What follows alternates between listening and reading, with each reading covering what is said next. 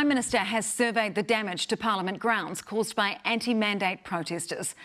Agencies have begun the job of assessing the cost and the causes of the 23-day occupation.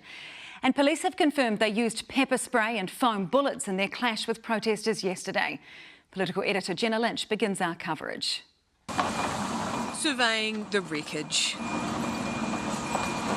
The Prime Minister looking over what was the People's Lawn, now the protesters' wasteland. It looks a lot like a dump. After the dust settled on Parliament's ugliest day, excavators rolled in to clear the rubble and politicians checked in on the damage, even lending a helping hand. Just removing the last of the sign. It's a confronting sight after a confronting fight.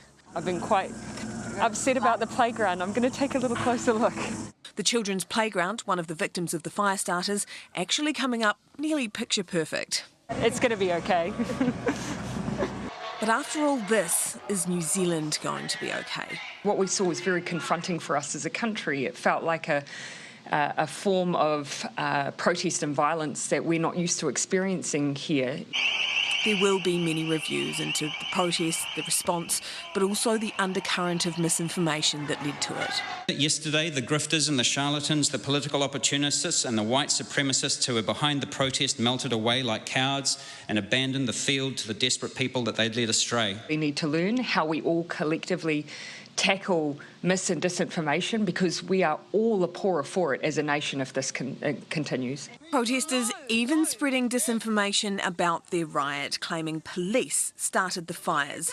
This video shows otherwise. 600 police officers were involved in taking back the streets of Wellington. 40 were injured, 8 were hospitalised. This ranges from bumps, bruises, lacerations, to bone fractures, head injuries and chest injuries. Police weren't the only ones injured though. There is no tally for how many protesters were hurt. This man punched in the face by a police officer before tumbling backward to the ground. He falls hard. The force used by police was obviously proportionate, but we will certainly look at any situation that suggests otherwise. Aside from brute force, police also blasted pepper spray, used fire extinguishers and sponge guns. Entirely appropriate in the circumstances that we found ourselves dealing with yesterday. This was what they were up against, an angry, violent mob with no regard for police. Look at this car screaming backward into a line of police, just one of the terrifying situations they faced. Politicians all back police actions. Quite scary, yeah. Their behaviour yesterday was not peaceful protest or activism, it was thuggery. You can say that again. Oh, kia ora, Jenna. It's a big mess down there.